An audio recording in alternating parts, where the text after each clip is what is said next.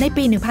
1998 ช่วงที่เกิดวิกฤตเศรษฐกิจดร.เซติได้ประกาศนโยบายควบคุมอัตราแลกเปลี่ยนเงินริงกิตร่วมกับนายกรัฐมนตรีดร.มหาเทโมฮัมหมัด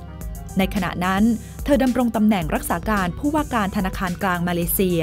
เนื่องจากผู้ว่าการและรองผู้ว่าการต่างลาออกจากตำแหน่งหมดเพื่อเป็นการประท้วงแนวทางของนายกมหาเทแต่ปรากฏว่านโยบายนี้ทำให้มาเลเซียฟื้นตัวจากพิษเศรษฐกิจเร็วที่สุดท่ามกลางประเทศอื่นๆในภูมิภาคที่พึ่งพา IMF Was the financial crisis back in 1998 yes. the most difficult time for you as a central banker? Well, when I reflected on what probably was the most challenging, and it was probably the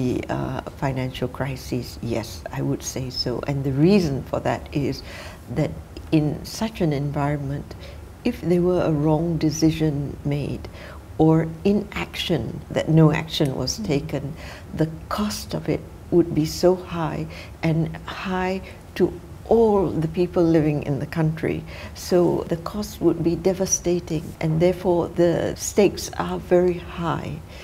And the second reason why it was so challenging is precisely the point is that the central bank, which is at the forefront of any financial crisis, as we can see in the global financial crisis, that you cannot resolve the crisis on your own. You have to rely on others that have a very important role, and therefore it is the collective effort. But any form of collaboration when there's very diverse views and diverse interests and so on is highly challenging, and therefore I would describe that a crisis like that, especially when it reached its peak, is a moment in history where it could go one way or the other. And that would be the most challenging time that I've ever experienced. During the 1998 financial crisis, was it you or was it Dr. Mahathir Mohamad who actually said, let's fix the currency? The speculative attacks continued to happen because of the offshore, huge offshore ringgit market that existed that were financing the speculative. So there was no end in sight because it seemed just too attractive for SMEs, for pensioners to place funds in the offshore market because they were earning something like 30%, whereas onshore deposits only earned 11 to 12%. And therefore, as a result of that, the decision was taken to impose a control. And after the control was imposed. It was your idea? It was a collective idea. After the control was imposed, the ringgit appreciated from 420, which to me, when there was a discussion that we should fix the exchange rate at 420, at the same time the controls were imposed, and our assessment was that this would be highly undervalued and not reflective of the value of our currency, and therefore we waited until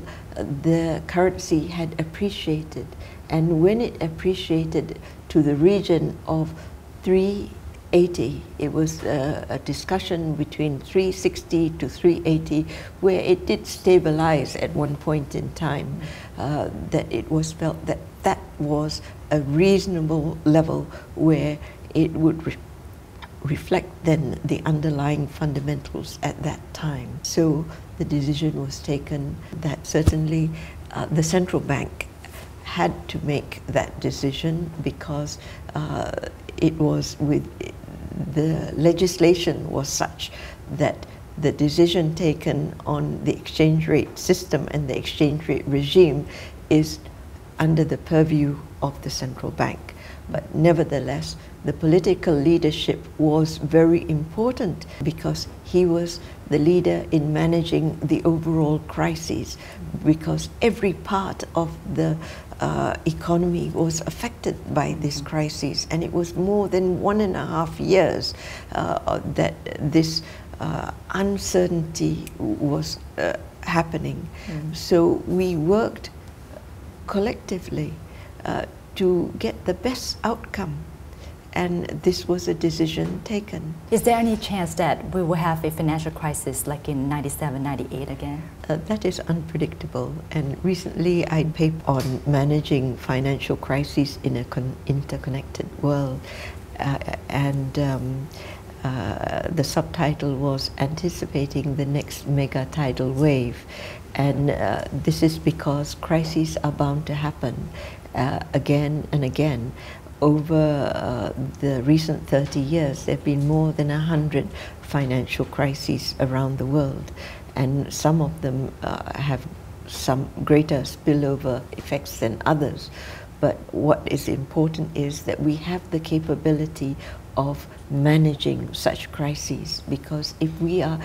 best able to manage such crises, we can minimize its impact on us. So this capability has to be inbuilt. Most central banks, for example, have business continuity teams that can manage disruptions. But we also need a crisis management team that can coordinate